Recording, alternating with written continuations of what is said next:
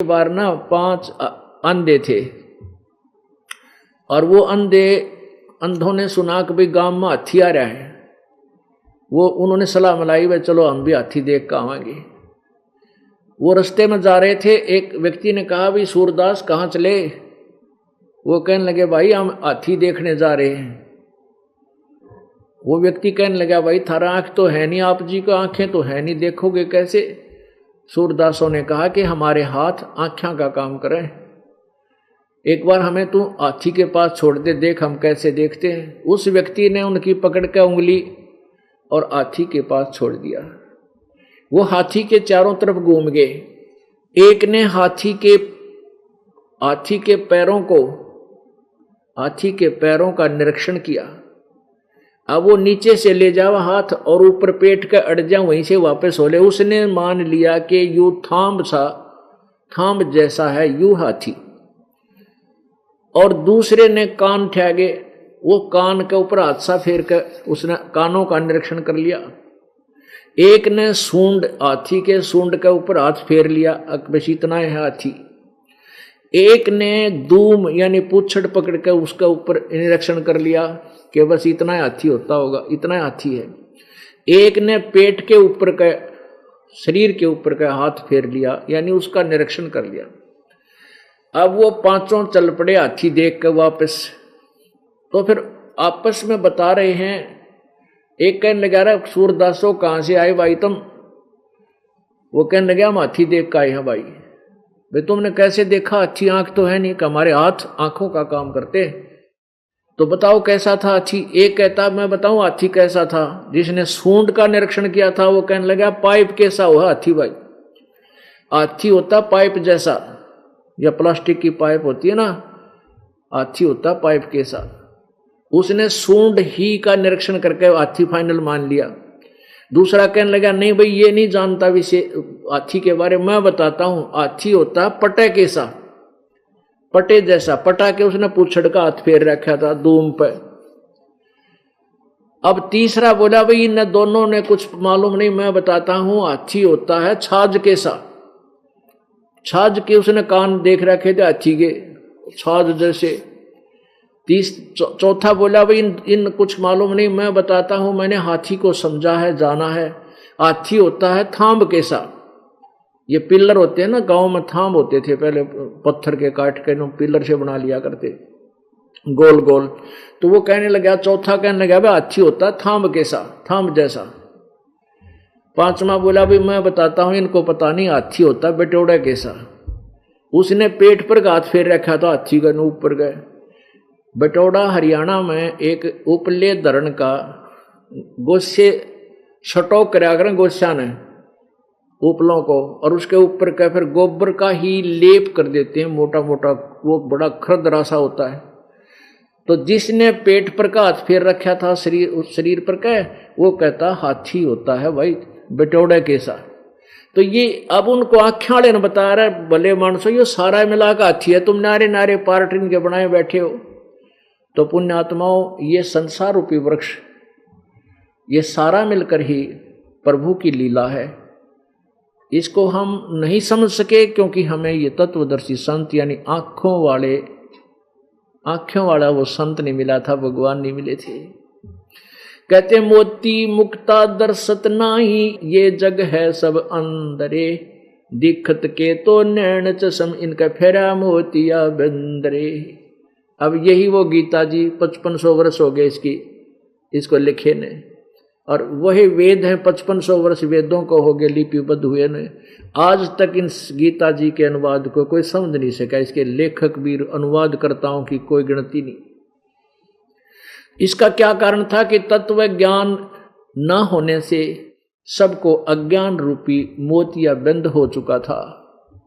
कबीर परमेश्वर जी ने आकर के हमें ये मोतिया बंद का ऑपरेशन करने के इंस्ट्रूमेंट बताए, ये तत्व ज्ञान दिया, जिससे हमारा मोतिया बंद अब खत्म हो गया और आप जी का भी हम खत्म कर देंगे। क्योंकि ये ऑपरेशन सतलोक आश्रम बरवाला में ही हो सकता है, इस पृथ्वी पर कितना नहीं। तो इसलिए अपना अपना भी अज्ञान हटवाओ और दूसरे पुण्यात्माओं को भी बुला बुला कर लाया करो, आपका कल्याण होगा। बोलो सतगुरुदेव की जय।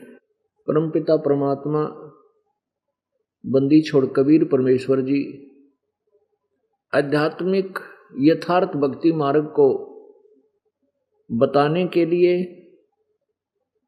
स्वयं ही अपने सत्यलोक से, अविनाशी लोक से, उस शाश्वत स्थान से चलकर आते हैं, सहशरीर आते हैं और सहशरीर जब यहां से प्रस्थान करते हैं अपना कार्य पूरा करके वह सहशरीर ही जाते हैं। और काल भगवान ने सभी पुण्यात्माओं को जो भगवान की भक्ति की इच्छा रखते हैं उनको भ्रमित करके यथार्थ ज्ञान से अपरिचित रखा हुआ होता है। परमेश्वर आकर के हमें अपने यथार्थ ज्ञान से परिचित कराते हैं। आज सुबह के सत्संग में आप जी को बताया गया था कि 11 अक्टूबर सन 2009 को आध्यात्मिक ज्ञान चर्चा के लिए पवित्र हिंदू धर्म के चारों शीर्ष जगत गुरु शंकराचार्यों जी को, माननीय शंकराचार्यों को आमंत्रित किया हुआ है। उनके विचार भी आपके समक्ष होंगे। और फिर जैसे इस दास ने सदग्रंथों को समझा है वो ये दास भी आप जी के और उन आदरणीय महापुरुषों के समक्ष रखेगा। उद्देश्य ये है कि ये दास जो सदग्रंथों को समझकर जनता के अंदर प्रवेश कर रहा है, इस ज्ञान में कोई त्रुटि तो नहीं है। उन चारों महानुभावों से यही प्रार्थना की जाएगी कि आप कृपा इतना ही बता दीजिए कि ये दास जो कह रहा है ये कहीं त्रुटि तो नहीं है, क्योंकि वो तो संस्कृत के माहिर हैं, संस्कृत के ज्ञाता हैं और सदग्रंथों को समझा है उन्होंने। जैसा भी इतनी ही प्रार्थना उनसे की जाएगी। फिर भी ये वर्तमान में मानव समाज बहुत बुद्धिमान है, सदग्रंथ अपने पास हैं और सभी सदग्रंथों के गूढ़ रहस्यों को सार्वजनिक किया जाएगा, आपके रूबरू कराया जाएगा।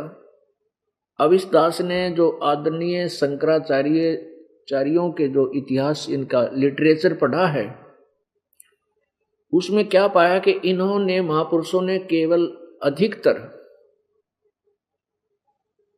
पुराणों के ज्ञान को आधार माना है। 99% और 1% रेफरेंसेस हैं केवल गीता और वेदों के।